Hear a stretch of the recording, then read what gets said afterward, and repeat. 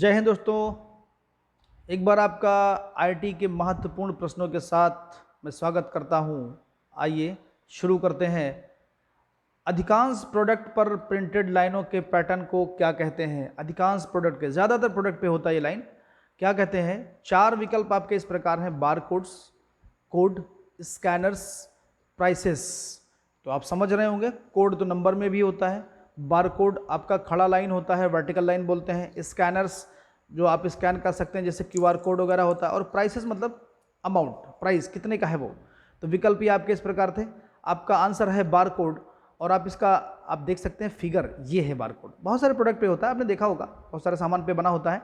इससे इसके प्रोडक्ट के बारे में पता लगता है कि ये कहाँ का है और इसके अंदर क्या क्या चीज़ें शामिल हैं, क्या क्या चीज़ें लिखी गई हैं, इससे आपको पता लगा सकते हैं आप। नेक्स्ट क्वेश्चन है आपका, कंप्यूटर की विंडोज़ किस प्रकार की सॉफ्टवेयर होती है? चार विकल्प हैं: system software, operating system, utility software, इनमें से कोई नहीं।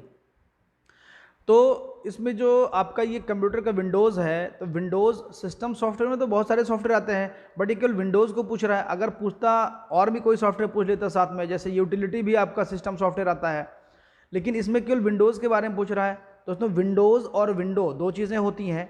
विंडोज़ और विंडो में डिफरेंस क्या है? विंडोज़ जो होता है ऑपरेटिंग सिस्टम है, और जो विंडो होता है ये पर्टिकुलर किसी सॉफ्टवेयर का स्क्रीन होता है। जैसे पेंट आप खोल के काम कर रहे हैं तो पेंट का विंडो होगा, ना कि पेंट का विंडोज़। अगर आप कोई गेम खेल रहे हैं तो उस गेम का विंडो होगा, ना कि विंडोज़। तो विंडोज़ जो होता है वो ऑपरेटिंग सिस्टम होता है जिसके सहारे हम चीज़ों को चलाते हैं, सॉफ्टवेयर को चलाते हैं, एप्लीकेशंस को चलाते हैं। तो ये आपका हो गया विंडोज़, ऑपरेटिंग सिस्टम का पार्ट है, इसलिए इसका बी हो जाएगा आपका ऑपरेटिंग सिस्टम। ऑपरेटिंग सिस्टम में बहुत सारे ऑपरेटिंग सिस्टम आते हैं, जैसे एप्पल का कुछ और होगा, मोबाइल में भी ऑपरेटिंग सिस्टम होता है जिसको एंड्रॉयड के नाम से जानते हैं। तो ऑपरेटिंग सिस्टम के अंतर्गत आता है जिसके तहत आप सारे एप्लीकेशंस को चलाते हैं। नेक्स्ट, लिनक्स विंडोज़ को किस सॉफ्टवेयर पर बनाया गया है? लिनक्स विंडोज़ को किस सॉफ्टवेयर बनाया गया है? लिनक्स एक ऐसा सॉफ्टवेयर है जिसके माध्यम से निमोनिक्स कोडिंग की जाती है। System software, utility software, free open source software, इनमें से कोई नहीं। तो आपका लिनक्स जो है, सॉरी लिनक्स आपका ग्राफिक्स है, यूनिक्स में निमोनिक्स कोडिंग की जाती है। तो लिनक्स आपका जो है ग्राफिक्स बेस है, जीयूआई बेस है, लेकिन ये फ्री ओपन सोर्स सॉफ्टवेयर है। तो फ्री ओपन सोर्स का मतलब होता है ऐसा सॉफ्टवेयर जिसके लिए हमें लाइसेंस लेने की ज़रूरत ना पड़े, जिसके लिए हमें कोई परमिशन लेने की ज़रूरत ना पड़े, that is open source software. यानी उसका सोर्स ओपन है, कोई भी डाउनलोड कर सकता है, कोई भी यूज़ कर सकता है। जैसे आपके मोबाइल में प्ले स्टोर पर बहुत सारे सॉफ्टवेयर होते हैं जो फ्री होते हैं, वो आपके ओपन सोर्स कहलाते हैं, और जिनको पैसा, जिनके लिए पे करना होता है, कुछ डॉलर्स, कुछ पैसे पे करने होते हैं, तो वो आपके क्लोज सोर्स होते हैं। तो ओपन सोर्स के माने हो गया फ्री वाला सॉफ्टवेयर जिसके लिए कोई पैसा पे ना करना पड़े, एकदम फ्री सॉफ्टवेयर। और क्लोज सोर्स मतलब जिनके लिए पैसा पे करना पड़े, यानी कि पेड वाले सॉफ्टवेयर आपके वो क्लोज सोर्स होते हैं। तो ऐसा कोई सॉफ्टवेयर अगर आता है, पूछता है सवाल कि ऐसे सॉफ्टवेयर जिनके लिए आपको पैसा पे करना पड़े, या ऐसा ऐप जिसके लिए आपको पैसा पे करना पड़े, वो किस तरीके से सॉफ्टवेयर होंगे, तो आप उनको बताएंगे, पैसे वाले सॉफ्टवेयर को बताएंगे क्लोज सोर्स, यानी उसके सोर्स को क्लोज करके रखा गया है, पैसा देंगे तब वो ओपन होगा। नेक्स्ट क्वेश्चन, इनमें से किस कंपनी ने विंडोज 7, 8 और 10 बनाई है? आपके विकल्प इस प्रकार हैं: गूगल, फेसबुक, माइक्रोसॉफ्ट, अमेजन। सब जानते हैं गूगल एक बहुत बड़ी कंपनी है, फेसबुक भी आप जानते हैं सोशल मीडिया है, माइक्रोसॉफ्ट भी जानते हैं आप, बिल गेट्स जिसके मालिक हैं, अमेजन भी जानते हैं आप, ई कॉमर्स साइट है। तो आपका इसमें आंसर है माइक्रोसॉफ्ट, यानी विंडोज़ किसने बनाया है? माइक्रोसॉफ्ट ने बनाया है। सी आंसर इसका सही है। नेक्स्ट देखते हैं, इंफॉर्मेशन का कलेक्शन क्या कहलाता है? इंफॉर्मेशन मतलब सूचना, printer, path, file, print output. विकल्प आपका है फाइल। पाथ माने होता है रूट, प्रिंटर माने होता है जिससे आप छापते हैं। किसी भी फाइल को कहां पर स्टोर करते हैं उसका पाथ होता है, सी ड्राइव में, डी ड्राइव में, ई ड्राइव में। प्रिंटर छापने का काम करता है, प्रिंट आउट मतलब जो प्रिंटर से निकलता है। तो फाइल जो होगा, फाइल में सूचनाओं को हम लिखते हैं, आपका ये होता है फाइल। आंसर इसका सी है, फाइल। नेक्स्ट आपका क्वेश्चन है, वेबसाइट नाम में HTTP क्या होता है? तो HTTP जो आपका होता है, इसका पूरा नाम मैंने बताया था, हाइपर टेक्स्ट मार्कअप लैंग्वेज। इसको मैंने बता दिया था पहले ही क्लास में। टॉप लेवल डोमेन है, होस्ट है, प्रोटोकॉल है, वेबसाइट का नाम है। तो टॉप लेवल डोमेन तो है नहीं, ये डोमेन ही नहीं है। डोमेन तो होता है किसी वेबसाइट का नाम, होस्ट भी नहीं है, ये वेबसाइट का नाम भी नहीं है। बचा सी नंबर, प्रोटोकॉल। तो ये एक प्रोटोकॉल है, hyper text transfer protocol. P लगा है तो प्रोटोकॉल है, आपका नाम इसमें से क्लियर हो रहा होगा।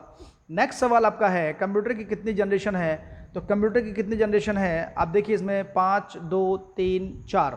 तो कंप्यूटर की इसमें 5 जनरेशन है। प्रथम पीढ़ी जिसमें आपका वैक्यूम ट्यूब आया था, सेकंड जनरेशन द्वितीय पीढ़ी जिसमें ट्रांजिस्टर आया था, तृतीय पीढ़ी यानी कि थर्ड जनरेशन जिसमें आईसी आया था, फोर्थ जनरेशन जिसमें आपका एलएसआई और वीएलएसआई प्रयोग हुआ था, फिफ्थ जनरेशन एलएसआई का मतलब लार्ज स्केल इंटीग्रेशन और वीएलएसआई मतलब वेरी लार्ज स्केल इंटीग्रेशन, और यूएलएसआई आया आपके फिफ्थ जनरेशन में अल्ट्रा स्केल इंटीग्रेशन हुआ था। चिप का बहुत ज़्यादा प्रयोग हुआ जिसमें आपके 5वें जनरेशन में प्रयोग हुआ और जिसमें रोबोट वगैरह का निर्माण किया जाने लगा। नेक्स्ट सवाल आपका है कंप्यूटर के प्रथम जनरेशन में कंप्यूटर को चलाने के लिए क्या प्रयोग किया जाता था। अभी प्रीवियस मैंने क्लास में बताया है, प्रीवियस सवाल में बताया है वैक्यूम ट्यूब। तो चिप, एलएसआई और नन, तो इसमें से आपका आंसर हो जाएगा वैक्यूम ट्यूब। वैक्यूम ट्यूब यानी कि भाप वाले तरीके से इसको चलाते थे हम लोग फर्स्ट जनरेशन के कंप्यूटर को। और फर्स्ट जनरेशन का कंप्यूटर जो होता था ना बहुत बड़ा बड़ा होता था, 10 फीट ऊंचा होता था, 10 फीट ऊंचा, और इसका वजन जो होता था लगभग 30 टन के आसपास होता था, बहुत वजनदार होता था। कंप्यूटर के सेकंड जनरेशन में कंप्यूटर को चलाने के लिए क्या प्रयोग किया गया, इसके लिए वैक्यूम ट्यूब, चिप, एलएसआई और ट्रांजिस्टर। दोस्तों मैं बता चुका हूँ, फर्स्ट जनरेशन में वैक्यूम ट्यूब, सेकंड जनरेशन में ट्रांजिस्टर, थर्ड जनरेशन में आपका चिप और फोर्थ जनरेशन में आपका एलएसआई, लार्ज स्केल इंटीग्रेशन। तो आंसर दोस्तों इसका डी हो जाएगा ट्रांजिस्टर। ट्रांजिस्टर का प्रयोग क्यों किया गया, साइज़ को छोटा करना था। साइज़ को छोटा करने के लिए आपको ट्रांजिस्टर का इस्तेमाल किया गया, क्योंकि वैक्यूम ट्यूब भाप वाला सिस्टम जब लगा था तो सिस्टम का साइज़ बहुत बड़ा था, तो ट्रांजिस्टर लगा करके सिस्टम को छोटा किया गया। नेक्स्ट, कंप्यूटर के थर्ड जनरेशन में कंप्यूटर को चलाने के लिए क्या प्रयोग किया गया, आंसर है इसमें विकल्प इस प्रकार, वैक्यूम ट्यूब, चिप, एलएसआई और ट्रांजिस्टर। वैक्यूम ट्यूब फर्स्ट में था, सेकंड में ट्रांजिस्टर था, थर्ड में चिप होगा, फोर्थ में एलएसआई। मैं बता चुका हूँ अभी कुछ देर पहले ही। तो चिप का प्रयोग क्यों किया गया, बिजली की खपत को कम करने के लिए और साइज़ को छोटा करने में, दोनों में मदद मिली इसको। चिप लगा करके, चिप जो होता था सिलिकॉन का बना होता था, इसको लगा करके छोटा क्यों किया गया, क्योंकि बिजली की खपत कम हो जाए और उसको कहीं भी आसानी से शिफ्ट किया जा सके। दैट इज थर्ड जनरेशन में चिप का प्रयोग हुआ। नेक्स्ट है आपका माइक्रोसॉफ्ट एमएस कंपनी के संस्थापक इनमें से कौन है, आंसर इसमें से विकल्प आप देख सकते हैं, Bill Gates, Steve jobs, Charles Babbage, mark Zuckerberg. तो मैं पहले बता चुका था, बिल गेट्स जो है आपके माइक्रोसॉफ्ट कंपनी के मालिक हैं, स्टीव जॉब्स आपके एप्पल कंपनी के मालिक हैं, चार्ल्स बेबेज ने कंप्यूटर बनाया था और फर्स्ट न्यूमेरिकल कैलकुलेशन वाला कंप्यूटर चार्ल्स बेबेज ने बनाया था, जिसको एनालिटिकल इंजन के नाम से जानते हैं। मार्क जुकरबर्ग फेसबुक कंपनी के सीईओ हैं और मालिक भी हैं। तो इसमें से आपका आंसर होता है बिल गेट्स। बिल गेट्स ही वो व्यक्ति हैं जिन्होंने माइक्रोसॉफ्ट कंपनी की स्थापना की। आपका नेक्स्ट सवाल है, गूगल के होम पेज पर जो गूगल का लोगो दिखाई पड़ता है, जो अक्सर कोई त्यौहार हो या खास अवसर पर चेंज होता रहता है, उसे क्या कहते हैं। आपका विकल्प इस प्रकार है, गूगल लोगो, गूगल मार्क, डूडल, इनमें से कोई नहीं। तो आपका आंसर है डूडल। आप ध्यान रखिएगा, डूडल, थोड़ा सा तोतला होकर बोलेंगे ना तो इसका आंसर आपको मिल जाएगा, डूडल।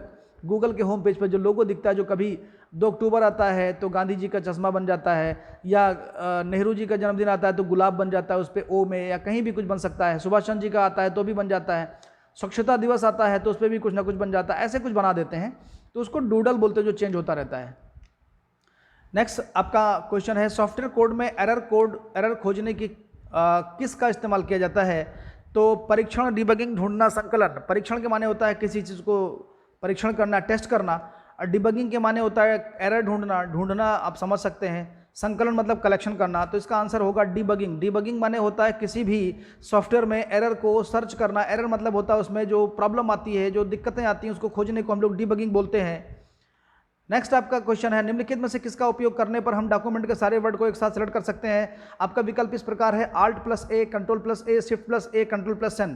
तो आपका आंसर है Ctrl+A। बी नंबर इसमें सही है, Ctrl+A। Ctrl+A करके हम पूरे पेज के जितने भी वर्ड्स हैं, जितने भी लाइनें हैं, जितने भी पैराग्राफ हैं, सबको एक साथ सेलेक्ट कर सकते हैं। ये वर्ड ही नहीं, तमाम पैकेजेस में काम करता है, चाहे एक्सेल हो, चाहे वर्ड हो, चाहे पावर पॉइंट हो, या कोई भी हो, तो सब में Ctrl+A से ज़्यादातर आप सेलेक्ट करने का काम कर सकते हैं। इस प्रकार आपका सवाल खत्म होता है। दोस्तों अगर आपको आज का वीडियो मस्त लगा हो, अच्छा लगा हो, तो एक लाइक ज़रूर बनता है, लाइक कर दीजिए, चैनल को हमारे सब्सक्राइब कर दीजिए, वीडियो को शेयर कर दीजिए, जिससे थोड़ा सा आपका मेरा हौसला आप बढ़ा सकें। धन्यवाद, जय हिंद।